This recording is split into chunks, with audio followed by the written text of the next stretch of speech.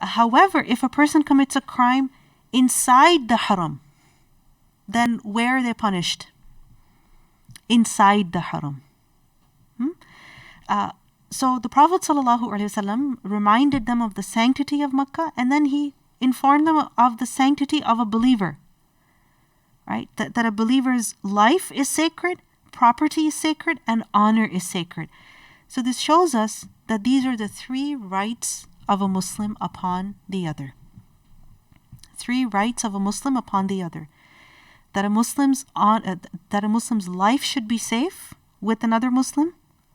A Muslim's property should be safe with another Muslim. And a Muslim's honor should be safe with another Muslim. Why do you think Imam Bukhari has brought this hadith over here? How is it connected to the verse? Honor, exactly. Now, imagine if someone were to damage the Kaaba. Think about it. How would we react? Would we tolerate that? Never. What if someone insulted the Kaaba even? We could not accept that at all. But it's amazing how when it comes to people, we're perfectly fine with people getting insulted, right? Their honor, or the fact that they're being humiliated before them or behind them. And the Prophet ﷺ said, this is another hadith, that كُلُّ الْمُسْلِمِ عَلَى الْمُسْلِمِ حَرَامٌ. All of a Muslim is sacred upon another Muslim. Meaning the entire Muslim is inviolable. Damuhu wa maluhu wa irduhu. His blood, his wealth, and his honor. Now, when it comes to people's life, yes, okay, we respect that. When it comes to people's property, what about that? Do we have respect for that or not? Do we treat it like it was our property? Unfortunately, we have a different standard. And when it comes to honor also, if someone was to insult us, we would never tolerate that. But when it comes to other people getting insulted, we're sometimes participating in that. In another hadith, we learned that the sanctity of a believer is even more than that of the Kaaba. More. So the Prophet ﷺ, he mentioned, in fact, we learn Ibn Abbas said that the Prophet ﷺ looked at the Kaaba.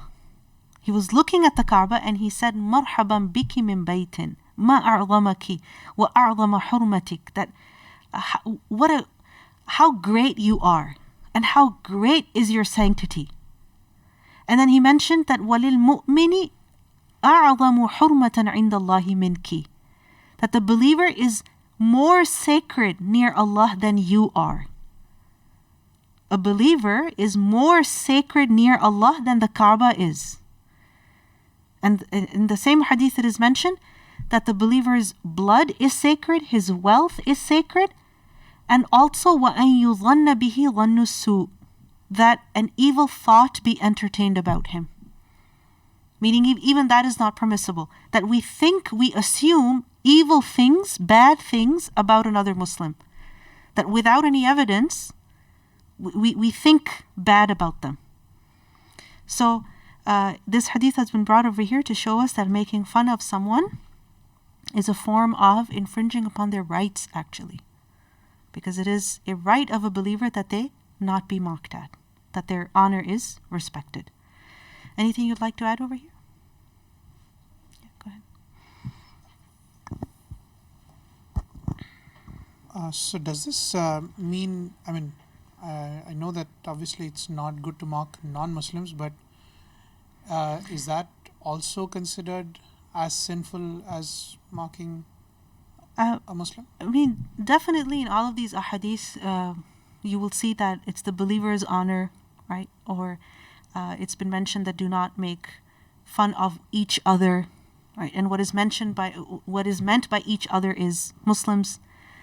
But still remember that making fun of someone in itself is something bad, right? So there's two sins over here. One is the sin of making fun of another, and the other is the sin of making fun of a believer. You understand? So even if the other is not a Muslim, right, and we are talking bad about them, insulting them, we are still saying those dirty words, right? They are still being recorded in our book of deeds, and we will be asked about them. So just because it's a non-Muslim, it doesn't mean that we can say anything to them, anything about them, treat them in any way. No, we will be held responsible for our choices. Right? Okay. The next is Bab Ma Yunha Min As-Sibabi Wal-La'ni.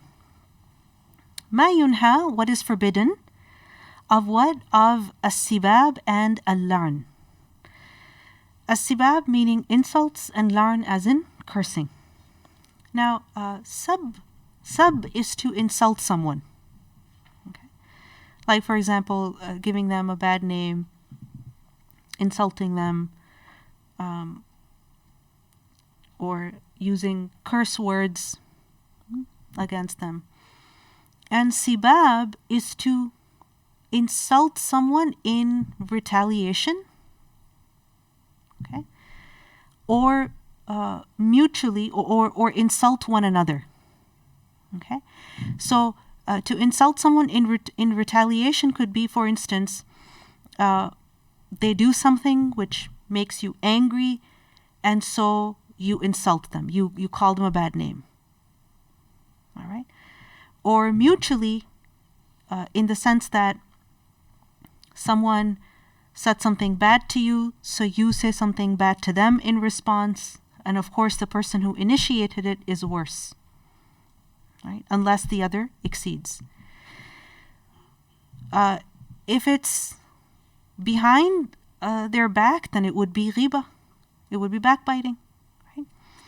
And la'an is to pray against someone, that they be removed from Allah's mercy, whether that mercy is something is general mercy or some specific mercy, or in dunya or in akhirah. So these things are forbidden.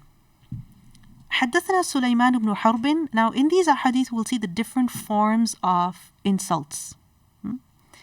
حدثنا سليمان بن حرب حدثنا شعبة عن منصور قال سمعت أبا وائل يحدث عن عبد الله قال قال رسول الله صلى الله عليه وسلم. The Prophet صلى الله عليه وسلم said, سباب المسلم فسوق وقتاله كفر. تابعه غندر عن شعبة.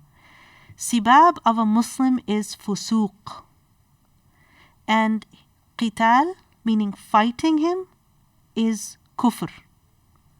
Now what is fusuq? Fusuq is to depart from obedience to Allah and His Messenger. But remember that fusuq is worse than just disobedience. It is more than just isyan. So sibab of a Muslim is fusuq, which means that even if someone has done something that has really angered you, you don't respond to them with insults. You don't respond to them by dirty words. And even if someone has initiated the sub, right, that they started it, they started calling you bad names, or they started cursing first, you don't curse them in return.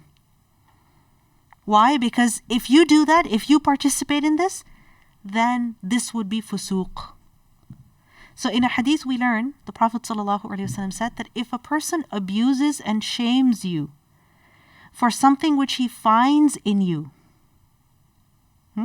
like for example, you made a mistake, all right, and it's actually a mistake, or you made a bad decision, bad choice, and then they shame you over it, then do not shame him for something which you find in him. You get it? Like for example, it happens many times that parents will stop their children, don't do this. And the children will say, well, you did the exact same thing. Now why are you stopping me? You get it? Or your friend or your sister or someone tells you this is not okay. Right? They're telling you what you're doing is wrong, what you're saying is wrong, and they say, well, you did the exact same thing yesterday. Right? So this is not okay. Meaning, if someone is insulting you for what is in you, then you don't insult them for what you know is in them. You don't stoop to their level. And then what will happen? He will bear the evil consequences for it. But if you take revenge, then what's going to happen? You guys are equal. And you might become worse. Because if you go, if you go to an extreme in taking revenge, then you become the aggressor. The second thing mentioned in this hadith is that fighting qital with a believer is kufr. Now, what is qital? Qital is to try to kill someone. Okay, this is from qatl. Qatl is kill. So qital is to try to kill someone. Whether or not a person has the intention, okay, but it's physical altercation. Okay, so it is kufr. Threatening another Muslim with a weapon or hitting them with a weapon, anything like that, this is kufr. How is it kufr? Isn't kufr disbelief? Isn't kufr disbelief? It is, right? So if a person who is a Muslim physically fights another Muslim, do they become a kafir? Because there are some people who will actually take these ahadith and they will say, see, the Sahaba, they actually had wars, right? We all know about the battle of Siffin, right? Where even Aisha radiallahu anha participated. Ali radiallahu anhu was on the other side, right? So they will say that, look, the Sahaba, they had wars and they committed kufr.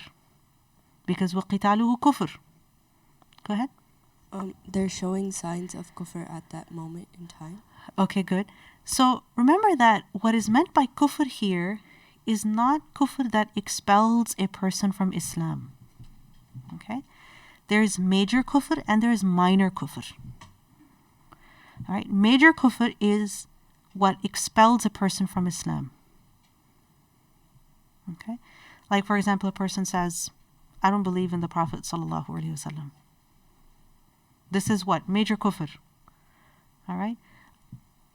So, this would expel a person from Islam. But minor kufr, okay, is when a person does what is contrary to iman. When a person does what is from the traits of kufr. Meaning something that is not acceptable from a believer. Okay? So, the ulama have explained that وَقِتَالُهُ كُفْرٌ. What this means is that kufr can mean kufranun nirma, extreme ingratitude. How? That when it comes to the bond between Muslims, this is supposed to be a bond of brotherhood. And isn't that a blessing? Isn't that a blessing? In Surah Al Imran, Allah subhanahu wa ta'ala mentions, Ya ayyuha alladhina amanu, udhkuru ni'matallahi alaykum. Remember the blessing of Allah upon you. And the ayah continues that إِذْ كُنْتُمْ أَعْدَاءً. When you used to be enemies. فَأَلَّفَ بَيْنَ قُلُوبِكُمْ. And Allah caused your hearts to be united. So, brotherhood, sisterhood, what is this? It's a blessing. And when a person physically attacks another Muslim, then this is being extremely ungrateful for the blessing of brotherhood. You get it? So, some ulama have said that kufr means kufranun ni'ma over here. Okay? Secondly, some ulama have said that what this means is that such a deed eventually leads a person to kufr. Because if today a person is attempting to kill a Muslim and tomorrow they're successful, then what are they going to do? They're going to try to rationalize it. They're going to try to justify it. Because that guilt will eat you up from inside, right? So you need to come to terms with what you've done. And to do that, you will justify it. And eventually a person will say, you know what, I don't care. And eventually it will lead him to kufr. Then it has also been said that what this means is it is the act of disbelievers. This is a deed of disbelievers, not the believers. And then finally, it has also been said that this is meant to be a severe warning, a very harsh, severe warning that this is completely unacceptable. Zero tolerance that two Muslims pick up weapons against one another. وَقِتَالُهُ كُفْرٌ. So how is this hadith related to the chapter heading? Exactly. Sibabul Muslimi fusuq. Right? Insulting a Muslim is fusuq, and insulting can be done in any of the ways that is mentioned in the ayah. Next hadith. حدثنا أبو معمر حدثنا عبد الوارث عن الحسين عن عبد الله بن بريدة حدثني يحيى بن يعمر أن أبا الأسود الديلي حدثه عن أبي ذر رضي الله عنه أنه سمع النبي صلى الله عليه وسلم يقول, the Prophet صلى الله عليه وسلم said, لا يرمي رجل رجلا بالفسوق. لا يرمي رجل رجلا بالفسوق. Do you notice the two words رجل رجلا? What's the difference? What's the difference between the two? Okay, some people, mashallah, they know. But when you look at the word, what difference do you see? Rajul has dhammatain, right? And rajul, the second rajul has fathatain, right? So remember that in Arabic, when a word ends with dhammatain, it's the doer. All right? So la yarmi rajulun. No man should yarmi, should accuse. Who? Rajulan. And when a word ends with fathatain, then it's the object. Okay? So no man should accuse who? Another man. Of what? Bil fusuq. Of deviance. وَلَا يَرْمِيهِ بِالْكُفْرِ. Nor should he accuse him of disbelief. No man, I'm going to do this again. لا يرمي رجل رجلا بالفسوق ولا يرميه بالكفر.